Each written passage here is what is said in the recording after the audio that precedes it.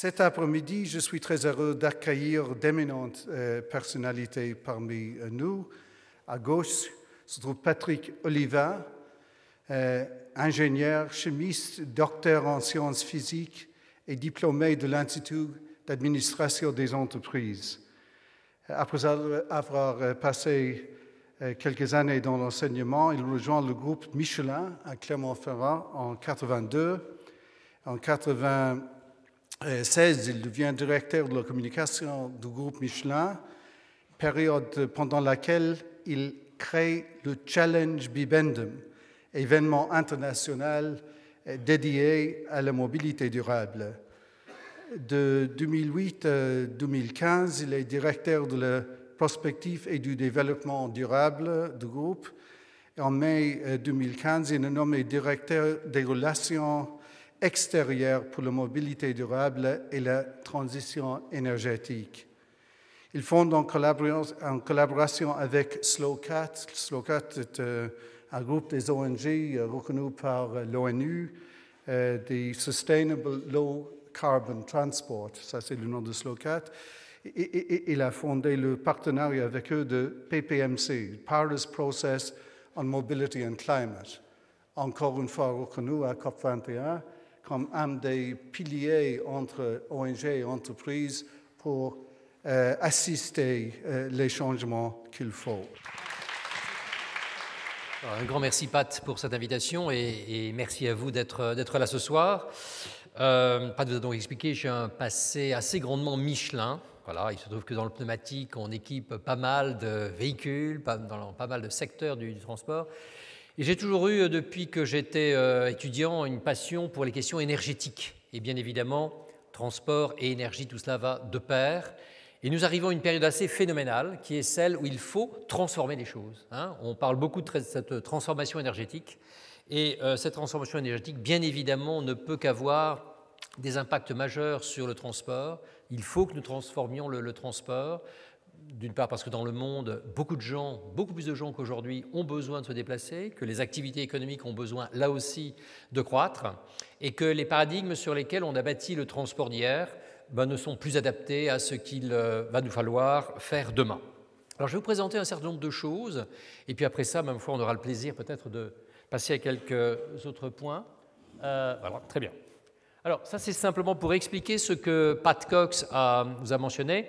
C'est la création de PPMC. Je veux dire que le transport est un secteur dont souvent on ne parle pas, et c'est bien dommage.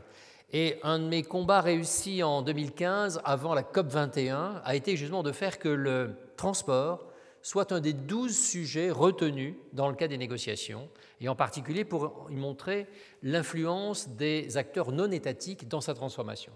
Et donc, voilà, Pat vous a expliqué la liaison entre SLOCAT, qui était essentiellement des rassemblements d'agences onusiennes traitant du transport, ou le noyau transport des agences onusiennes, et puis quelque chose avec fondé en 1998, le Challenge Bibendum, avec cette fois la volonté de se dire, réunissons cet écosystème privé que j'avais monté, cet écosystème public, et essayons de donner une unité à une coalition transport pour dire, nous sommes prêts effectivement à envisager cette transformation du transport. Nous sommes prêts à envisager qu'un traité international binding, c'est-à-dire contraignant, nous amène à donner un horizon, pour un horizon de 2050 ou 2060, la volonté d'être à zéro émission nette.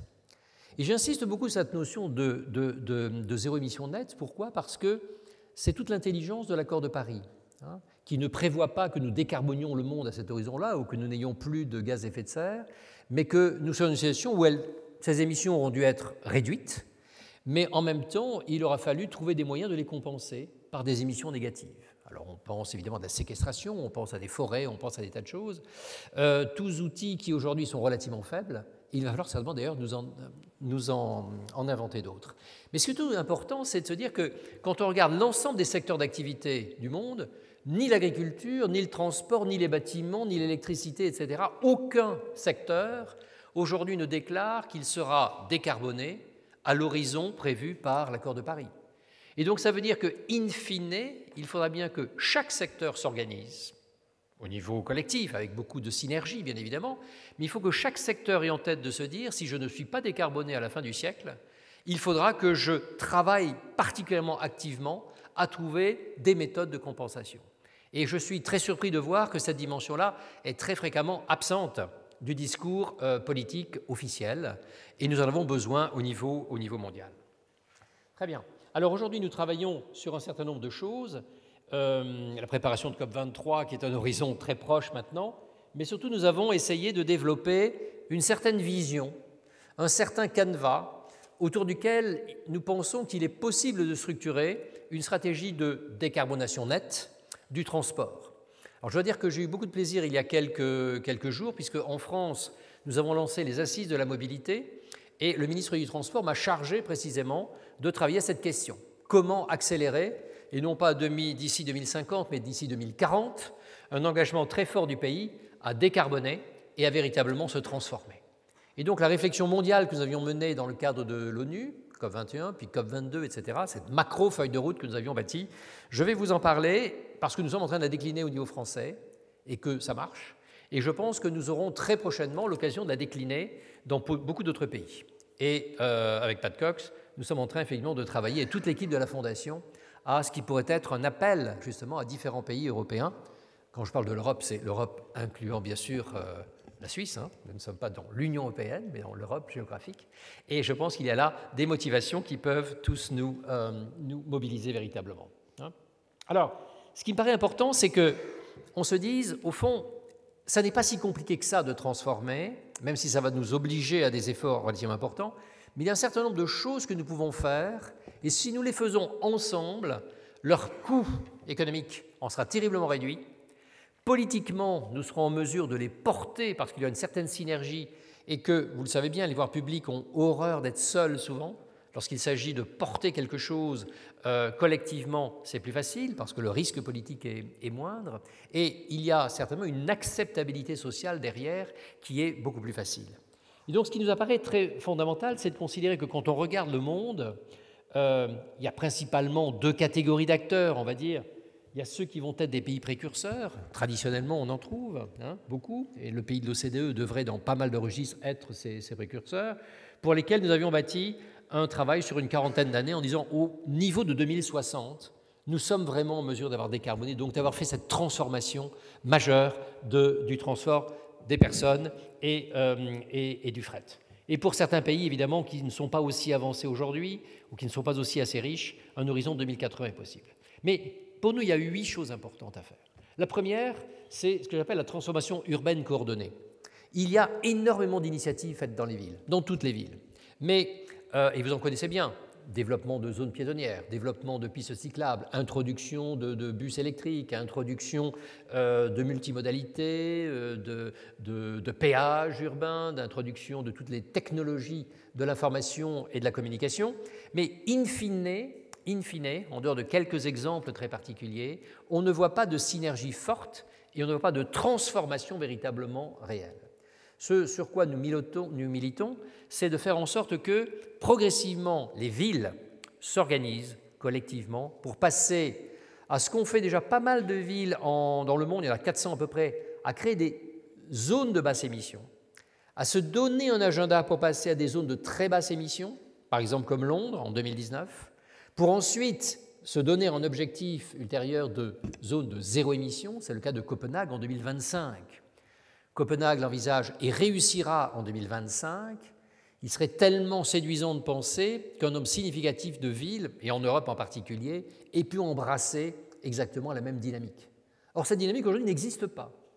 Et donc, j'appelle, et nous appelons, la Fondation Jean Monnet appellera bientôt, effectivement, les villes à s'organiser pour mener ensemble ces mutations absolument essentielles qui auront le mérite de développer des transports publics effectivement plus développés, de développer forcément l'électromobilité et d'assurer une cohérence harmonieuse entre justement, des transports en véhicule et puis ce qu'on appelle les mobilités douces, marche et vélo. Mais ce point est absolument essentiel et je suis étonné qu'au niveau mondial, on n'y prête pas une attention beaucoup plus déterminée, alors que les associations de villes sont terriblement nombreuses. Le deuxième point, c'est qu'il n'y aura pas de transformation du transport s'il n'y a pas une vraie transformation de l'énergie. Et là encore, je suis surpris, je suis extrêmement surpris, parce que dans le monde entier, les énergéticiens ne sont absolument pas, et je le dis bien absolument pas, en train de s'organiser pour répondre aux besoins de transformation du transport. Pourquoi ? Le transport aujourd'hui, c'est essentiellement du pétrole. Hein. Et vous savez que 60% du pétrole qui est extrait est utilisé en transport, et le transport dépend à 96% du pétrole. Bien, donc il y a vraiment une situation qui est très claire. Mais quand on regarde le paysage général de l'énergie, c'est essentiellement du charbon, du gaz et du pétrole, plus maintenant un petit peu de renouvelables. Mais ce que l'on observe globalement, c'est qu'il y a un léger frémissement, léger, hein, très très léger, pour abandonner un petit peu le charbon, il est extrêmement léger, ça dépend beaucoup des pays. Il y a une impulsion massive sur le gaz, mais massive, véritablement massive, et globalement, pas grand-chose sur le pétrole. On est toujours dans les mêmes zones. J'en parlais l'autre jour avec le patron de Total qui me disait toutes les prévisions que l'on a, de quelque côté que l'on se tourne, c'est qu'en 2040, nous serons encore au moins à 75 millions de barils jour extraits, hein, ce qui est absolument phénoménal, absolument impensable de pouvoir être conjugué avec l'objectif de Paris par rapport à des niveaux qui ont été dans ces dernières années entre 80 et 95 millions de barils jour. Hein. Donc, vous voyez. Et cet effort sur le gaz n'est absolument pas de nature à répondre aux besoins du transport. Oui, on pourra utiliser un petit peu de gaz sur le transport maritime, un petit peu dans les camions. Avec le gaz, on peut assurer que du bio-GNV en particulier, hein, du bio-gaz naturel pour véhicule pourra se développer, mais ce n'est pas en ligne. Ce n'est pas en ligne. De quoi avons-nous besoin pour transformer le transport? C'est d'une électricité bas carbone. Voilà, ça. Donc des pays comme la Suisse, avec tout l'hydroélectricité qu'il y a, est bien placé, des pays comme la France, avec le nucléaire, bien placé, etc. Mais ils ne sont pas si nombreux que ça dans le monde. Mais on a donc besoin que, conformément aux prévisions de l'Agence internationale de l'énergie, les pays s'organisent pour avoir de l'électricité bas carbone et que, de ce fait, les véhicules électriques soient effectivement une bénédiction pour les baisses de gaz à effet de serre. Nous avons besoin d'un développement d'hydrogène, véritablement, parce qu'il n'y aura pas de mobilité électrique véritablement harmonieuse s'il n'y a pas et une présence de batterie et une mise à disposition de l'hydrogène, ainsi que d'autres technologies de stockage intermédiaires partiels comme des supercondensateurs. Nous avons impérativement besoin de cela.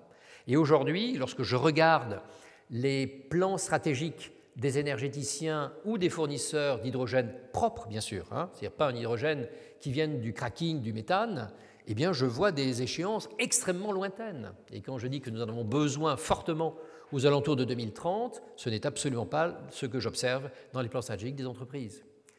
Et puis, nous avons besoin d'un certain nombre d'éléments qui sont des carburants liquides, mais des carburants liquides durables, c'est-à-dire non fossiles, mais obtenus par des procédés utilisant de l'hydrogène obtenu certainement par électrolyse, recombiné avec du CO2, de façon à faire des carburants liquides qui soient durables, non carbonés, hein, ou carbonés mais utilisant du carbone qui a déjà été recyclé. C'est absolument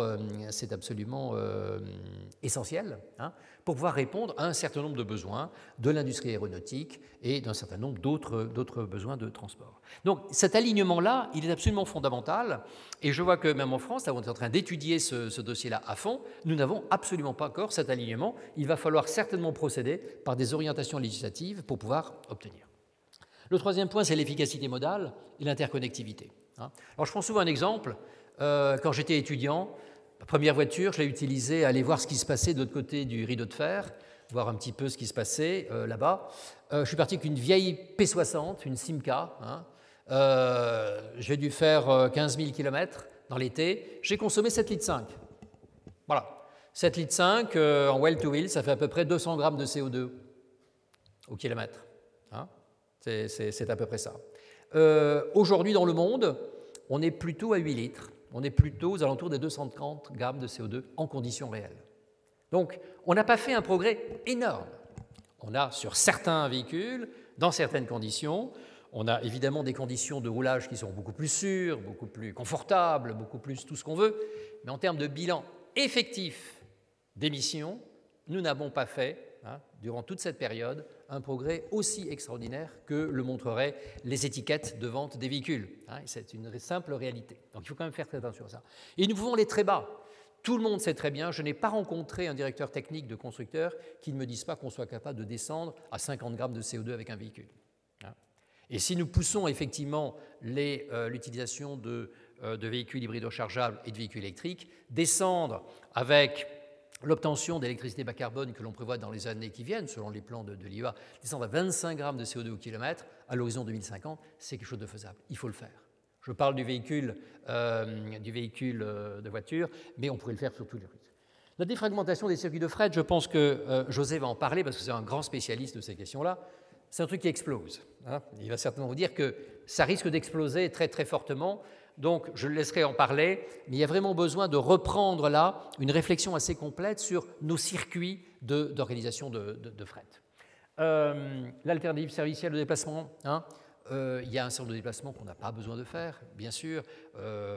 Aujourd'hui, on est capable, avec des moyens techniques, de travailler plus à distance, de ne pas obliger tout le monde à venir au même moment. Enfin, il y a un certain nombre d'opérations que l'on peut faire, y compris dans les achats personnels, et qu'il est important de prendre. Et là-dessus, pas à pas, on est capable de vraiment réduire les émissions, de réduire l'implication et de transformer nos habitudes. Bien évidemment, là encore, tous les aspects de partage, de covoiturage, etc., sont essentiels. On est en train de mener, justement en France, une réflexion sur comment développer tout cela beaucoup plus que ça ne l'est aujourd'hui. Il y a eu des départs merveilleux, mais ça reste quand même relativement faible parce que le contexte législatif n'est pas adapté à un développement très fort. Et là, on peut vraiment faire des choses importantes. N'oublions pas le monde rural, monde rural ou monde de la montagne et autres. L'avenir est évidemment à une coexistence entre les grandes centrales de génération d'électricité, etc., et puis la génération décentralisée. Et je pense que dans tous ces mondes rural ou semi-rural qui ne disposent pas de toutes les infrastructures que l'on a dans les très grandes villes, faire appel à cette énergie décentralisée, que ce soit de l'hydrogène, de l'électricité d'abord, ou de l'hydrogène, c'est faisable aussi, ou un certain nombre de bio-GNV ou de certains biocarburants, est absolument essentiel pour doter non seulement nos zones rurales, mais surtout les zones rurales du monde entier de capacités de mobilité que les gens n'ont pas à ce stade et que nous pouvons pourtant leur offrir. Le 7e sujet, c'est l'adaptation, c'est-à-dire l'adaptation au changement climatique. Là encore, ce thème est essentiel dans des continents comme les continents africains, où il y a vraiment une pénalisation très forte. Nous parlions avec José et Pat des récents ouragans et des tempêtes qui ont eu lieu. Donc, ces événements climatiques extrêmes existent de plus en plus. La montée des eaux existe, nous avons besoin d'adapter nos infrastructures portuaires et fluviales, non pas à la montée nécessairement des eaux, mais aux inondations qui sont de plus en plus nombreuses au niveau mondial. Je suis frappé de voir de plus en plus, je prends beaucoup le TGV, d'avoir des TGV qui l'été, quand il fait très chaud, s'arrêtent parce qu'il y a des problèmes de température sur les éléments d'électronique de puissance. On sent bien qu'il y a des choses qu'il faut très légèrement reprendre et auxquelles nous ne consacrons pas, évidemment, tout à fait assez d'argent. Ce principe même des installations, de l'adaptation des infrastructures à un monde qui change est absolument essentiel. Et puis, le huitième domaine qui nous paraît absolument essentiel dans une analyse complète, au niveau d'un pays ou au niveau d'un ensemble de pays comme l'Union européenne ou de l'ensemble de l'Europe, c'est les instruments économiques qui peuvent accompagner ces mutations. Lorsque je parle d'instruments économiques, je ne parle pas que de prix du carbone. Le prix du carbone, c'est quelque chose qui est absolument essentiel, je crois, dans l'équation économique pour que cette dimension soit prise, comptabilisée par les entreprises, à la fois dans leur comptabilité interne et puis dans tous les éléments de présentation de résultats, parce que c'est une vraie réalité et qu'il nous faut compenser les externalités. Mais dans le domaine du transport, il faudrait aller à des prix du carbone très très très élevés pour véritablement introduire des différences. Donc, il faut l'avoir, parce que notamment du point de vue de l'orientation de la stratégie énergétique, c'est essentiel. Et pour situer des ordres de grandeur, il y a aujourd'hui un relatif consensus pour dire que 50 € la tonne de CO2 est un niveau qui permettrait véritablement de pousser toutes les énergies renouvelables et de freiner concomitamment les énergies fossiles. 100 € la tonne est certainement un niveau de prix qui serait raisonnable pour rentabiliser un certain nombre de technologies d'émissions négatives dont nous avons besoin et dont j'ai déjà parlé. On est plus aujourd'hui, mondialement quand même, et surtout dans le domaine énergétique, avec des discours qui tournent autour d'une valorisation de 20 à 25 euros la tonne, parce que c'est celle qui permet de pénaliser un petit peu le charbon, mais surtout de favoriser le gaz, hein, et on revient sur les problématiques que j'évoquais en début. Et c'est notoirement insuffisant pour aller vers ce que nous voulons. Mais en revanche, au niveau des véhicules, au niveau des transports, il y a d'autres incitations sur des normes, sur des réglementations, sur des critères et des standards de consommation d'énergie ou d'émissions de CO2 qu'il faut promouvoir sur l'ensemble des moyens de transport de façon à pouvoir avancer et véritablement s'inscrire dans une démarche de réduction effective, hein, je parle bien du puits à la roue, et dans des conditions réelles de roulage pour qu'effectivement les technologies soient bonnes. Mais quand on évoque cette transition-là, il est essentiel de se dire que le monde industriel va devoir évoluer et va devoir s'engager dans des stratégies d'investissement lourdes. Et le monde financier est un monde qui est relativement peu enclin, hein, vous le savez bien, à prendre des risques non calculés, non mesurés. Il est donc essentiel que pour aider les investisseurs à investir dans le long terme pour des technologies bas carbone, on essaie de minimiser ces éléments de risque. C'est fondamental pour les entreprises, sinon elles ne se sentiront pas portées à aller vers ces mutations-là. Et donc je pense que des éléments très opérationnels, comme une réduction du temps d'amortissement, ou des éléments comme cela, sont vraiment de nature, hein, sectoriellement, à aider les investisseurs et les entrepreneurs à aller dans ces domaines. Voilà, donc c'est un message que je veux passer pour montrer que quand on veut travailler un plan de transformation et un plan de décarbonation aux horizons qui sont ceux abordés par l'accord de Paris, on est obligé au moins de travailler sur ces 8 chapitres-là. Hein. Je ne conçois pas qu'un pays puisse ne pas engager une réflexion sur ça parce qu'il y a une cohérence de fond et que c'est vraiment la synergie et l'addition de ces 8 initiatives qui est de nature à apporter des solutions. Donc c'est typiquement ce que nous avons mené, ce que nous menons actuellement en France, hein, en ayant ces courants de réflexion sur ces différents registres. 6 groupes ont été menés et travaillent peu ou prou sur cela. On essaie d'avoir un certain nombre d'autres pays, comme la Hollande, qui sont également très mobilisés sur cette chose-là, de façon à pouvoir avancer et créer un noyau de pays qui puissent avancer en parfaite synergie. Hein. Voilà, donc ça c'est vraiment les choses essentielles que je voulais vous dire. J'ai quelques slides derrière pour illustrer, mais je vais peut-être ne prendre qu'une illustration de chacun, je l'ai fait oralement déjà. Mais vous voyez, je pense que le premier dossier, qui est celui des villes, qui est à mon avis non pas le plus important, mais celui par lequel il faut démarrer, parce qu'il est très structurant.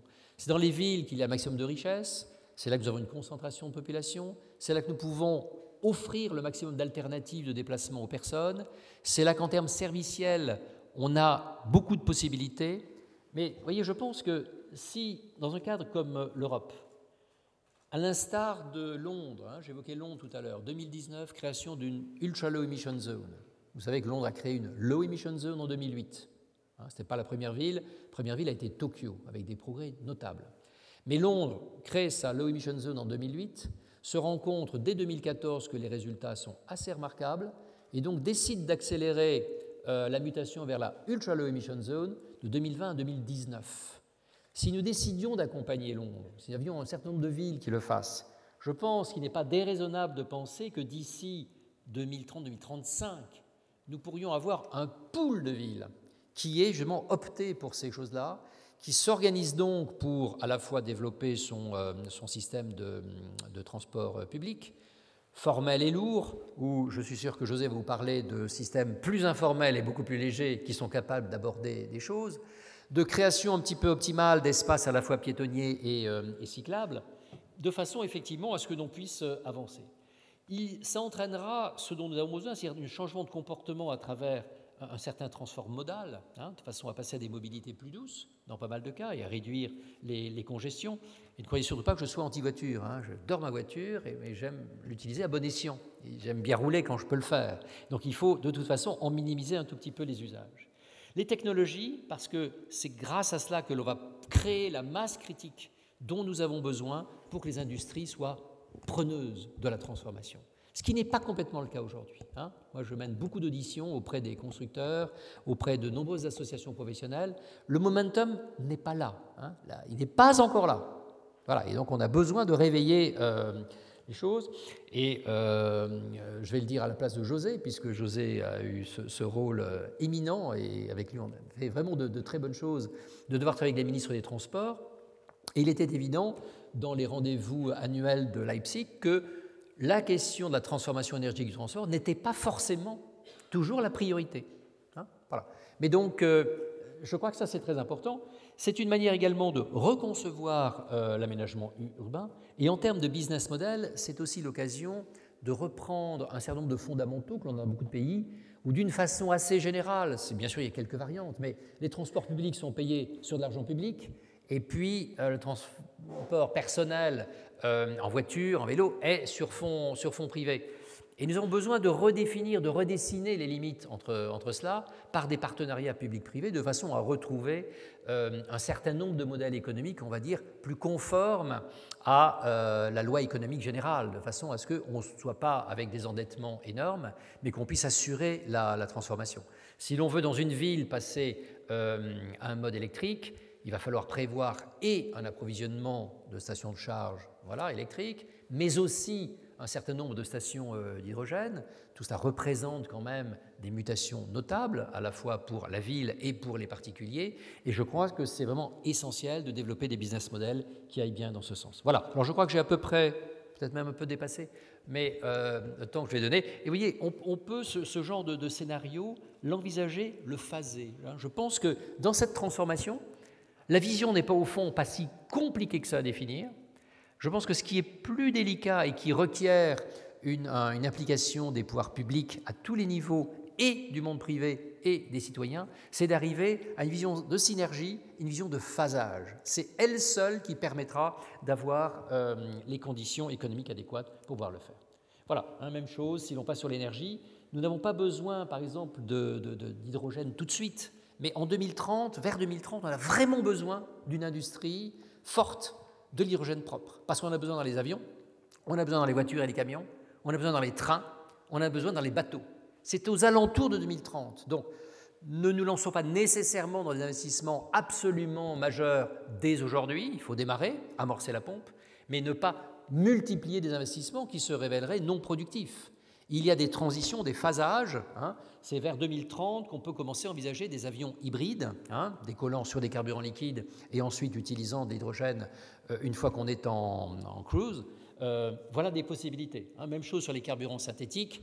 On n'a pas tout de suite besoin, de toute façon on n'est pas capable de le faire tout de suite de manière avec des gros tonnages, mais aux alentours de 2030, là encore, dans 2-3 plateformes de véhicules, on aura besoin de ces choses-là. Et donc c'est une manière de phaser à la fois les éléments de politique publique, d'une part, et d'autre part, les investissements stratégiques qui doivent être menés par l'industrie privée. Voilà, je voulais vous donner cet éclairage, et je suis bien sûr à votre disposition pour des questions si vous en avez. Est-ce que c'est un menu à la carte et comment choisir les priorités? Parce qu'il y en a beaucoup quand même. Alors, on est déjà dans un menu chinois, il y a 8 plats, vous avez vu, et ce que je vous ai dit, c'est qu'il faut absolument quand même prendre un petit peu des 8. Mais en ayant accepté déjà de prendre un petit peu dans les 8, on est dans la bonne direction. Et bien évidemment, après, c'est davantage à la carte. Et il est bien évident que, en fonction de la taille des villes, il y a un certain nombre de choses qui vont s'imposer, en fonction du taux de ruralité, des choses qui vont s'imposer, en fonction du taux d'industrialisation d'un pays par rapport à sa dimension servicielle, il y a aussi des différences fondamentales. Et puis d'un point de vue législatif, tous les pays ne sont pas au même point, notamment, prenez l'exemple de la pénétration du vélo, on a tous en tête Copenhague, 45% de part modale, et puis Paris, on doit être à 1,5. Bon, c'est quand même des mutations, des différences absolument énormes, et donc on ne peut pas effectivement... mais je crois que ce qui est important, c'est de se dire, c'est à la carte, mais une carte un tout petit peu prescriptive quand même, puisqu'elle vous dit de prendre des 8 plats, d'en oublier aucun, et d'aller quand même, d'avoir un certain appétit. Voilà. Si on est trop modeste dans chacune des initiatives, on risque de repartir léger, mais sans grande possibilité de mener le marathon qui est devant nous. Parce que nous sommes en 2017, hein, et il y a là une transition qui nous amène en 2050. Voilà. Et des pays comme la France ont dit on va même dès 2040 ne plus envisager de vente de véhicules thermiques. Ce sont des horizons relativement courts, mais qui nous offrent effectivement le temps de le mener si nous avons un tempo relativement notable, hein, en infrastructure et dans les évolutions. Donc, pas d'obligation. Hein. Oui, la carte est possible, mais une carte un petit peu dirigée. Une dernière question de mon part, puis je vais vous inviter à poser vos questions, vos commentaires. Patrick, vous, la technologie actuelle aujourd'hui en Europe, est-ce qu'on va avoir chez nous, donc les Européens, nos propres réponses technologiques, ou est-ce que la Chine ou la Corée du Sud ou des autres vont manger nos déjeuners dans l'avenir? Alors, c'est très simple. Moi, j'ai fait ma thèse au CNRS, Centre national de recherche française, dans les batteries et les piles à combustible. Et j'ai commencé ensuite ma vie professionnelle chez Saft, fabricant de batteries. À l'époque, donc il y a 40 ans, hein, à peu près, l'Europe était un des fers de lance de l'industrie de la batterie. C'est en France qu'on a essentiellement développé les concepts de batterie au lithium. Voilà. Et aujourd'hui, le lithium, c'est essentiellement du matériau coréen et des batteries coréennes, japonaises et chinoises, et principalement chinoises. C'est-à-dire qu'aujourd'hui, lorsque l'on dit que l'Europe veut être leader, enfin d'une façon générale, hein, Europe, Union européenne, et puis Europe, enfin tous les pays de cette belle zone géographique que nous habitons, lorsque l'on dit que l'on veut être leader dans l'électromobilité, par exemple, nous ne sommes absolument pas prêts. Enfin, il faut faire ce constat un petit peu brutal, mais qui est que nous n'avons pas l'industrie de la batterie qui va bien. Nous ne sommes pas très organisés sur la partie pile à combustible et hydrogène parce qu'il y a des écoles de pensée relativement segmentées, j'allais presque dire sectaires. Hein. Les tenants de la batterie, les tenants de l'hydrogène, un modèle semblant exclure l'autre, ce qui est dommage alors que l'efficacité énergétique globale commande que nous travaillions et sur l'un et sur l'autre, et qu'on y rajoute d'ailleurs les supercondensateurs dont on ne parle jamais, mais qui sont essentiels pour avoir de la puissance. Et donc, vraiment, ce pourquoi je milite, c'est, et chaque fois je le fais, merci de me redonner la possibilité, c'est de dire, attention, ne soyons pas de doux rêveurs, faisons en sorte que cette transition écologique et énergétique majeure, nous l'accompagnions d'une réflexion industrielle. Équipons-nous. Hein. Je me souviens d'un travail fait avec le professeur Wang Gang, qui est maintenant le ministre des Sciences et Technologies de Chine, que Pat connaît bien aussi. Nous avons passé en 2004 plusieurs séances de travail avec lui. Il était à l'époque vice-président de l'université de Tongji, puis après il est devenu ministre. Et il était responsable d'un grand secteur de développement des véhicules électriques. Et objectivement, ce qu'il avait mis au sol à l'époque, en 2004, c'était pas terrible. Hein, c'était pas terrible. Mais il y avait déjà les germes d'une stratégie. Et on a passé des soirées et des soirées à dire, mais qu'est-ce qu'il faut faire pour développer une industrie de... Voilà. Alors il faut des moteurs électriques, il faut de l'électronique de puissance, il faut de la batterie de telle et telle technologie, il faut des supercondensateurs, il faut de l'électronique... Voilà. Il faut plein de choses. Et pour l'hydrogène, voilà ce qu'il faut. Bon, et la Chine décline ça. Depuis 10 ans, la Chine décline sur... Donc, vous voyez que dans les bus électriques, c'est Yutong qui est le leader au niveau mondial. Vous voyez qu'au niveau des véhicules, alors ça n'est pas les Chinois qui sont leaders, c'est quand même l'alliance Renault-Nissan qui est leader au niveau mondial. Pour combien de temps, j'en sais rien, parce que quand on voit derrière le groupe BYD et un certain nombre d'autres consortiums, on se dit qu'ils ont une force de frappe extraordinaire. Et même si, utilisés chez eux, avec leur énergie qui n'est pas très décarbonée, ça n'a pas du tout même un bilan favorable en termes de gaz à effet de serre, ils vont s'améliorer, mais surtout, ils ont l'offre industrielle. Et donc, moi, je vois des pays qui, comme la Hollande ou d'autres, ont décidé de manière très proactive qu'en 2025, il n'y aurait plus un bus fossile. Il serait complètement électrique. Où est l'offre ? Où est l'offre ? Et chinoise.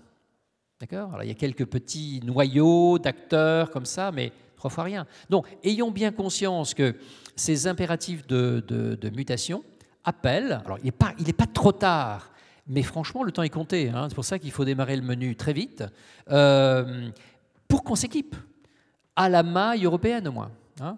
Sinon, les conséquences sociales de cette mutation, de cette transformation qu'on appelle de nos voeux, parce qu'il y a plein d'éléments de bien-être, de création d'emplois possibles, ça, on la ratera. Hein. Bon, alors je ne veux surtout pas avoir l'air négatif, parce que je pense qu'au contraire, on est complètement capable de la gagner, qu'on a les chercheurs qu'il faut, et qu'on a l'argent qu'il faut aussi, mais il y manque aujourd'hui une vision partagée entre le monde des décideurs, à la fois décideurs politiques et décideurs industriels, pour y aller. Donc il faut vraiment, c'est le moment de bâtir ces plans et de se dire, là, il ne faut pas mollir, quoi. Il ne faut vraiment pas mollir. Alors, merci beaucoup. S'il vous plaît, nous avons 1, 2, 3. Bon.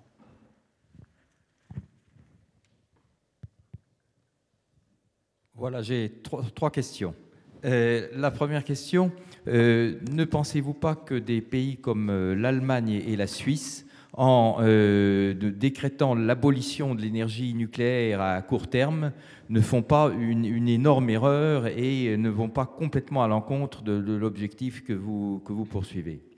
Deuxième question, on voit que, toujours dans la même lignée, on voit que vos prévisions vont jusque vers 2040-2050. Est-ce que vous vous sentez, disons, suffisamment optimiste pour commencer à prendre en compte dans ces dates-là l'arrivée, qui certainement sera une grande révolution, de l'énergie thermonucléaire? Et troisième question, on parle beaucoup de l'abandon de véhicules thermiques et passage aux véhicules entièrement électriques.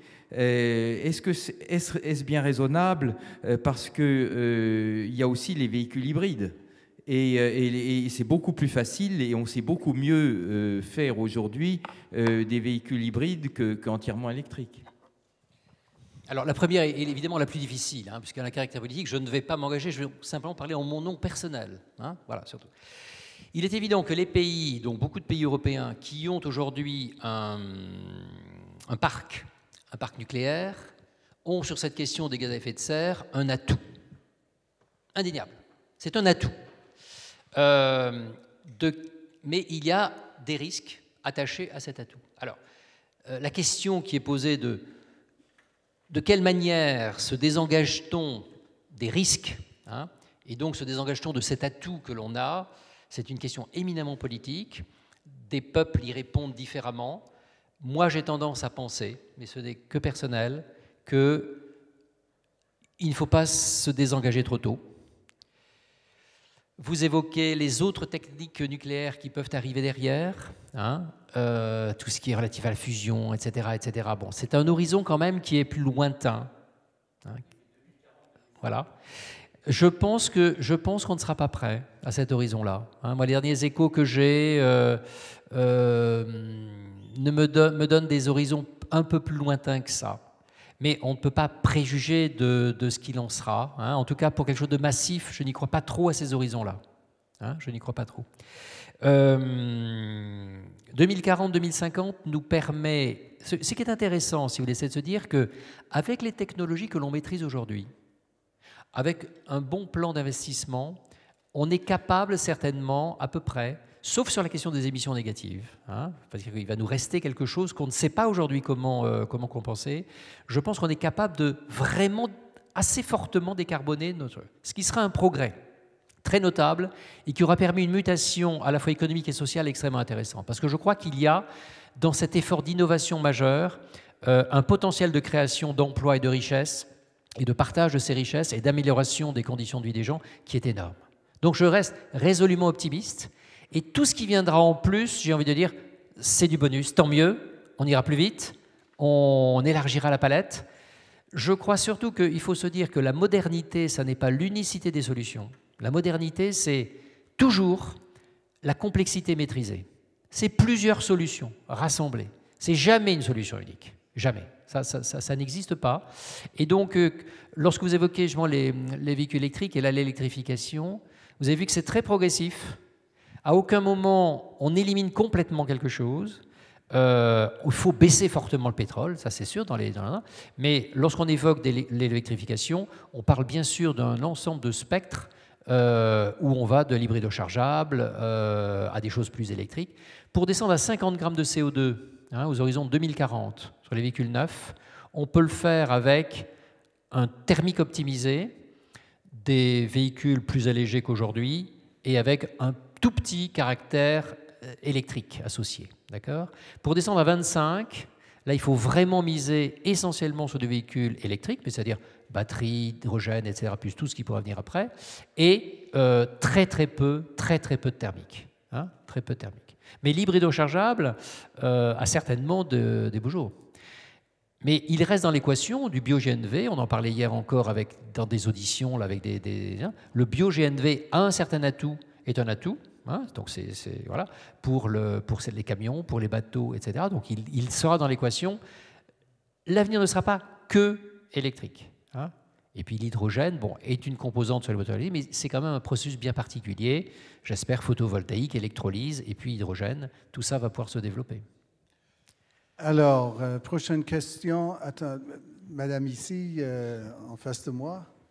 Tout à fait. Concrètement, entre l'avion et le chemin de fer, je constate, et étant très soucieuse de décarboner mes trajets en Europe le plus possible, que je suis pénalisée financière et temporellement considérablement si je dépasse le cadre de l'Allemagne et de la Suisse essentiellement. Il n'y a plus de train de nuit, par exemple.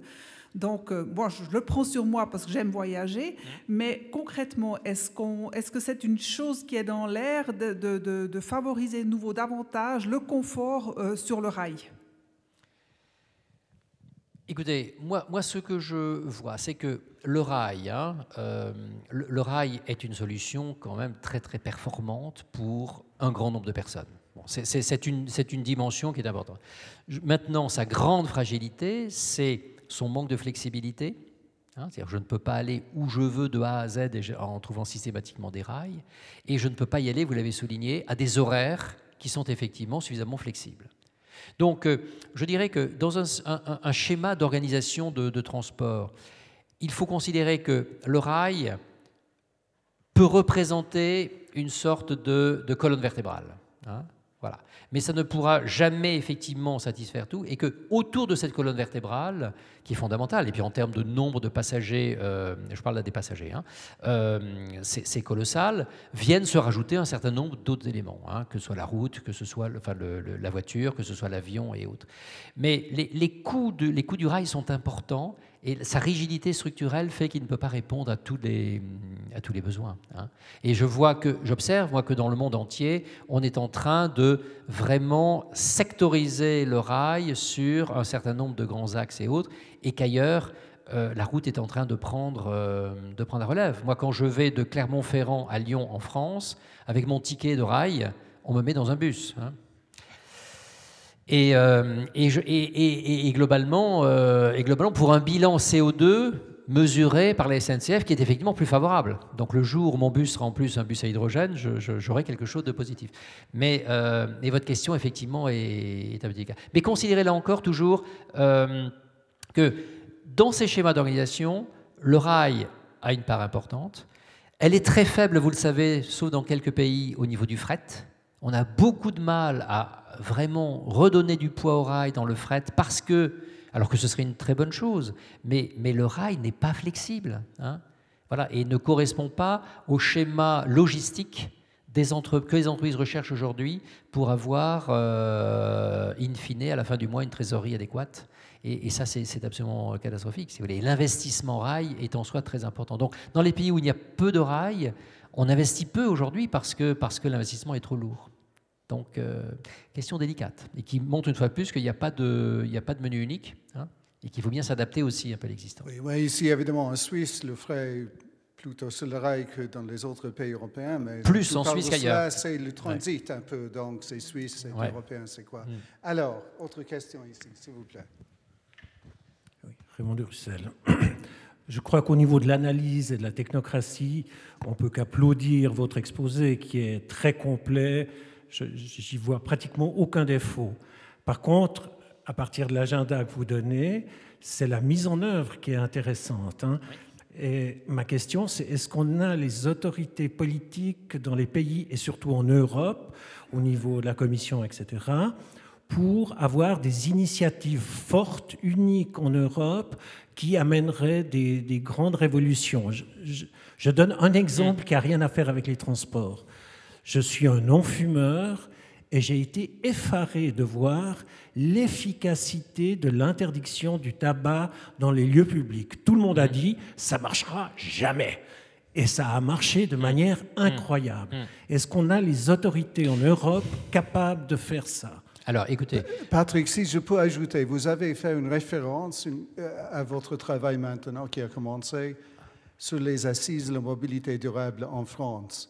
Donc, pour la mise en œuvre de quelque chose, qu'est-ce qu'on peut dire sur ce point-là? Eh bien, ce que l'on peut dire, c'est que c'est parti, plus vite, plus fort que je ne l'aurais imaginé, et que pour l'instant, ça a généré beaucoup d'enthousiasme. Hein.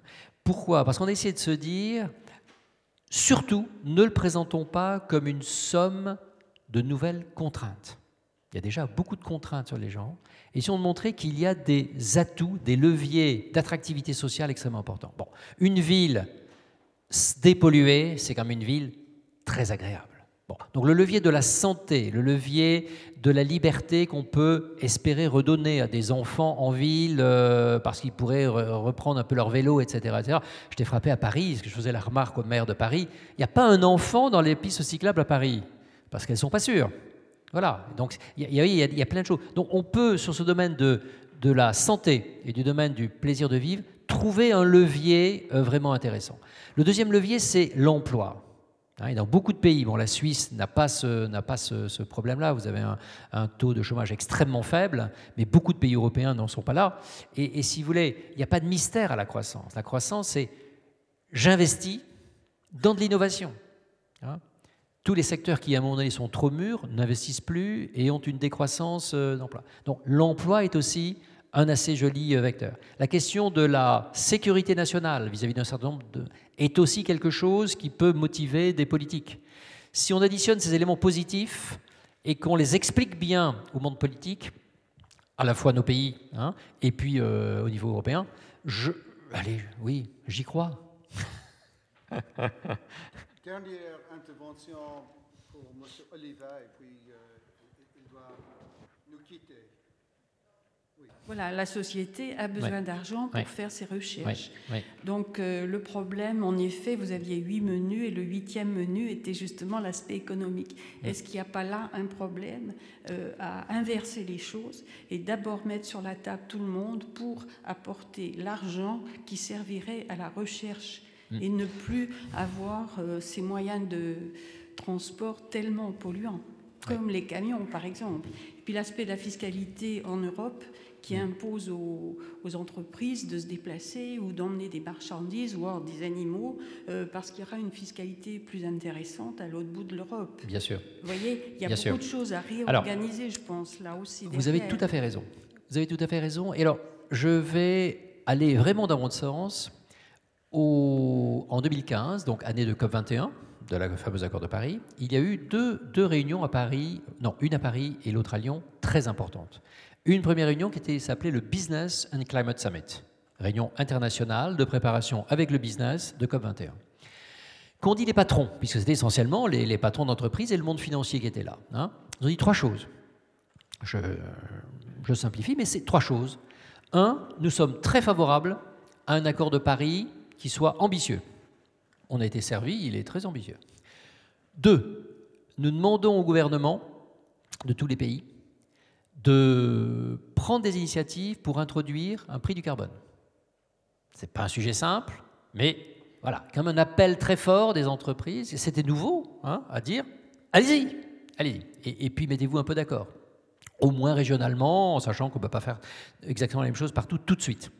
Et le 3e point, qui était très important, c'était que justement les patrons ont dit, si l'accord est ambitieux, il va nous falloir investir beaucoup. Aidez-nous, gouvernement, organisations supranationales, etc., à trouver des instruments politiques adaptés qui nous permettent de réduire le risque à l'investissement de long terme. Et ce qui est dramatique, et je le dis dans beaucoup de cénacles, c'est que le business, qui s'était pourtant déclaré en ce sens, n'a pas ensuite continué. Il n'a pas fait de proposition véritable pour dire « voilà ce dont nous avons besoin ». On parle un peu de fiscalité, un petit peu de prix du carbone, un petit peu de ceci, un petit peu machin, mais ça reste petit bras. Et je suis d'accord avec vous. Et on a vraiment besoin, et c'est dommage, parce que la dynamique c'est un petit peu amolli, hein. On a vraiment besoin que, et c'est pour ça qu'en France, là, je relance un atelier là-dessus, en disant à Renault, à PSA, aux grands équipementiers, etc., de quoi avez-vous besoin? Exprimer le besoin pour que, au niveau national, et on l'espère peut-être au niveau plurinational, on arrive à développer ces qualités. Ils sont clés, c'est le déclencheur. Hein. Alors on l'a mis en 8, mais en position centrale, vous avez vu, parce que c'est lui qui pilote tout. Hein. Et aujourd'hui, je sens un manque de dynamisme absolument dommageable. Hein, absolument dommageable. Parce qu'il y a vraiment des outils simples. Hein. Je parlais tout à l'heure de réduire un temps d'amortissement pour une entreprise. Ça, c'est du solide. Les gens comprennent ce que ça fait. Hein. Je minimise largement mon risque. Je peux trouver des mécanismes de garantie au niveau d'une banque européenne, des choses comme ça. Enfin, il y a plein de choses. Et surtout, quand même, ce qui manque peut-être le plus aujourd'hui, c'est que dans la foulée de l'accord de Paris qui est bien plus qu'une affaire sur le climat, quand l'accord de Paris dit que ce que nous visons, c'est une nouvelle économie zéro émission nette, c'est vraiment une nouvelle économie. Et cette nouvelle économie requiert effectivement que nous ayons une organisation qui s'organise autour d'investissements. Alors, quand même, et ça sera mon dernier mot, ne soyons pas effrayés quand même par la quantité des investissements dont on aurait besoin. Parce que je pense que José, tu es bien au courant aussi, l'IEA, l'Agence internationale de l'énergie, avait fait une étude très intéressante il y a quelques années pour voir quel était le coût finalement de la mutation énergétique, en se disant de toute façon on va investir, qu'on investisse dans une centrale nucléaire dans une centrale à charbon qui pollue, ou une centrale à gaz qui pollue moins, ou de l'hydroélectricité. Le surcoût, finalement, est faible. Le surcoût est faible. Il était chiffré par l'IEA à 0,5 points de PIB. Ce n'est pas négligeable. Ça fait des trillions, ça fait des... exprimé en chiffres, c'est énorme, énorme, énorme. Si vous dites c'est 0,5 points de PIB, vous dites, tiens, c'est pas complètement inaccessible. Hein, vous voyez? Donc, oui, on a besoin de plus, mais ce plus, là, il faut qu'il y ait une masse critique d'enthousiasme des différents acteurs économiques, et y compris les clients, hein, pour se dire « j'y consens », parce que les avantages à la clé sont énormes. Donc, merci beaucoup, Patrick. Malheureusement que Patrick doit nous quitter pour achever l'aéroport à l'heure prévue. Et j'aimerais bien qu'on puisse montrer notre appréciation pour la présence de Patrick.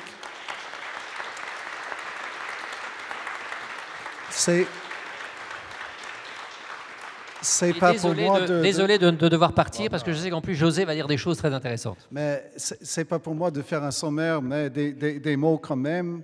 Manque de dynamisme, la nécessité d'une transformation, pas de changement incrémental, et un réveil. Donc, beaucoup à y réfléchir. Je vous remercie, Patrick. Bon voyage et merci beaucoup pour votre participation. Merci beaucoup.